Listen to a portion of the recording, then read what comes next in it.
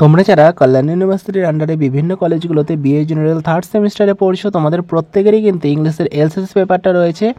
এর আগে তোমাদের কিন্তু ইংলিশ এলসিসির গুরুত্বপূর্ণ কয়েকটি টেক্সটের থেকে এমসিকিউ টাইপ প্রশ্ন উত্তর আলোচনা করা হয়েছে। আজকে তোমাদের আলোচনা করা হচ্ছে প্রেয়ার বিফোর বার্থ, এই টেক্সটের থেকে গুরুত্বপূর্ণ এমসিকিউ টাইপ প্রশ্ন উত্তরগুলো।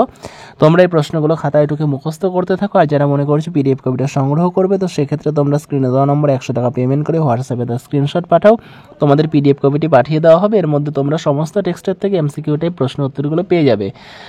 আর এছাড়াও তোমরা থার্ড সেমিস্টারের জেনারেল কোর্সের বিভিন্ন বিষয়ের সাজেশনের জন্য তোমরা স্ক্রিনে দেওয়া নম্বরে যোগাযোগ করো। আর যারা চ্যানেলে নতুন আছো, চ্যানেলটা অবশ্যই সাবস্ক্রাইব করে দিও এরকমই ভিডিও পাওয়ার জন্য। তো সবার প্রথম দেখো, prayer before birth is written by, prayer before birth এই কবিতাটা কে লিখেছেন? উত্তর হয়ে যাবে Luis ম্যাকনিস।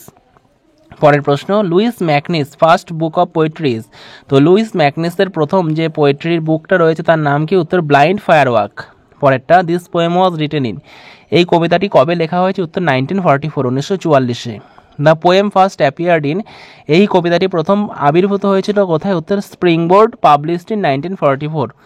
The poet is afraid of, কবি ভয় পাচ্ছেন কিসের থেকে? নকটার্নাল অ্যানিমেলস, যে রাতের যে বিভিন্ন নিশাচর প্রাণীরা রয়েছে তাদের থেকে। দ্য নকটার্নাল বিস্টার, তো রাত্রিকালীন যে পশুদের কথা বলা হয়েছে তারা কি? উত্তর the bat, the rat and the stoat.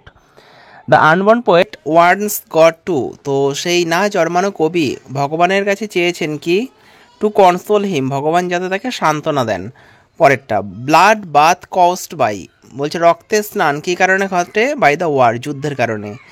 The poet makes a plea for, কবি প্লি অনুরোধ করেছেন কিসের জন্য? Water, love, forest birds, purity as his guide, তো তার পথ প্রদর্শক হিসাবে জল, ভালোবাসা, বন, পাখি এবং পবিত্রতা।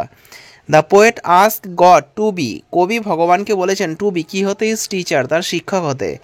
The unborn child makes a plea that, unborn child সেই একটি অনুরোধ করেছে that the tyrant and autocrat may never come near him, যারা অত্যাচারী, যারা স্বৈরাচারী, তারা যাতে কবির কাছাকাছি না আসতে পারেন। Unborn poets finally is that his heart may not be allowed to turn into stone, তো সেই কবি অনুরোধ করেছেন শেষ পর্যন্ত যে তার হৃদয়টা যাতে পরিণত না হয় কিসে? উত্তর পাথরে। The speaker of the poem is, এই কবিতার যে বক্তা তিনি কে? ইজ অ্যান আনবর্ন চাইল্ড, তিনি হচ্ছেন একজন না জন্মানো বাচ্চা। O hear me what is it address, বলছে ও আমার কথা শোনো, এটা কার প্রতি উদ্দেশ্য করে বলা হয়েছে? উত্তর God. The unborn child first prayer to God that, কবির সেই আনবর্ন চাইল্ডের প্রথম যে প্রার্থনা, সেই প্রার্থনাটা কী ছিল? To keep the vampire, stoat and club footed ghouls away from him, যে তার থেকে যাতে কলাবাদুর, তারপরে বড় বড় গদার মতো পাওয়ালা দৈত্য, তাদের থেকে যাতে দূরে রাখা হয়। দ্য আনবোর্ন চাইল্ড ফিয়ার্স দ্যাট, সেই না জন্মানো বাচ্চাটা ভয় পেয়েছিল যে কি বিষয়ে? ফেলো হিউম্যান মে রেস্ট্রিক্ট হিজ ফ্রিডম, যে তার যে বন্ধুবান্ধবরা রয়েছে তার স্বাধীনতাকে হরণ করতে পারে।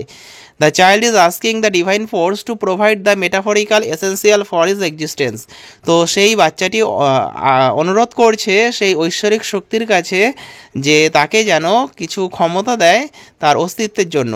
দ্য হোয়াইট লাইট রিপ্রেজেন্ট, তো যে সাদা আলো, সাদা আলো কী বোঝাচ্ছে? উত্তর কনসাইন্স, তার বিবেকের প্রতীক।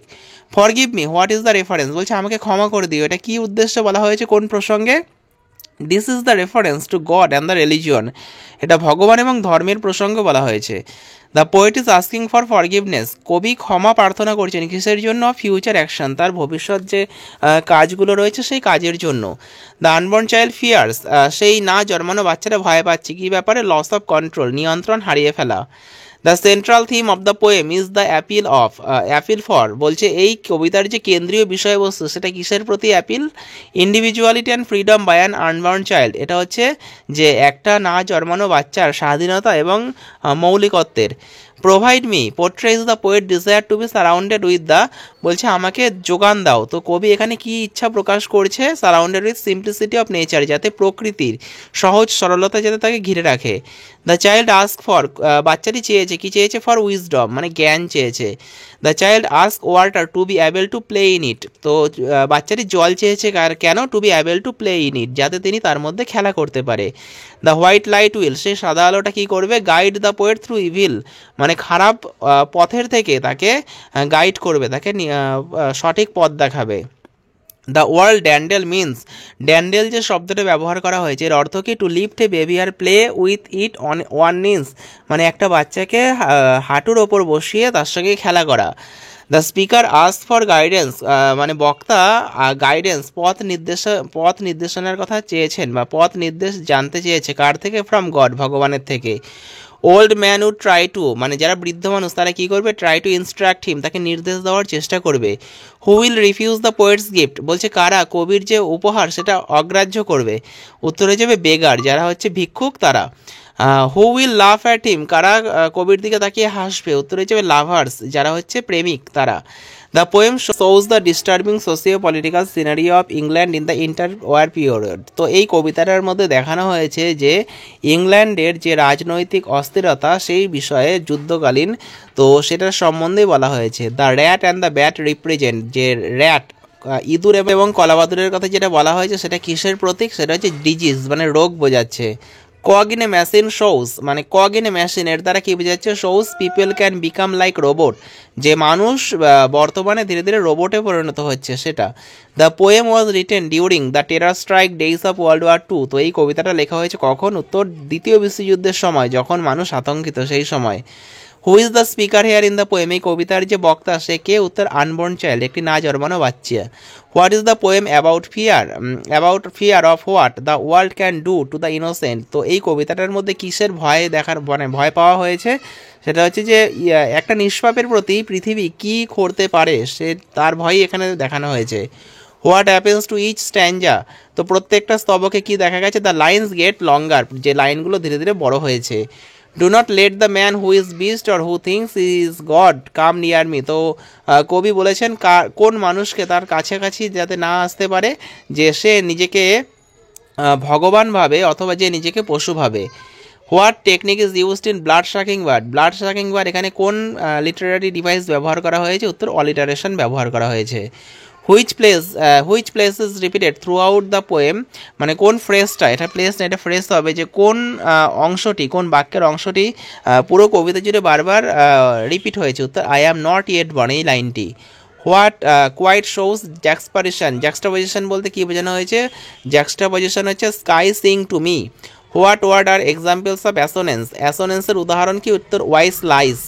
What does the quote would make me a cog in a machine mean they feel like they are part of something big with no control, তো এটার দ্বারা কি বোঝানো হয়েছে? যে তারা হচ্ছে এমন একটি বড় জিনিসের নিয়ন্ত্রণে রয়েছে, মানে যেটা তাদেরকে নিয়ন্ত্রণ করছে। Console me is asking for help, console me এর দ্বারা কী বোঝাচ্ছে? যে সাহায্য চাইছে।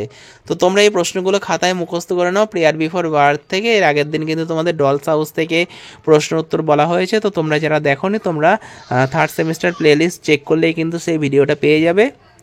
তো যারা যারা মনে করছো পিডিএফ কপিটা সংগ্রহ করবে, স্ক্রিনে দেওয়া নম্বরে 100 টাকা পেমেন্ট করে হোয়াটসঅ্যাপে স্ক্রিনশট পাঠাও, তোমাদের পিডিএফ কপিটি পাঠিয়ে দেওয়া হবে। এছাড়াও তোমরা থার্ড সেমিস্টারের জেনারেল কোর্সের বিভিন্ন বিষয়ের সাজেশনগুলো পেয়ে যাবে। তো ভিডিওটা শেষ পর্যন্ত দেখার জন্য তোমাদের অসংখ্য ধন্যবাদ।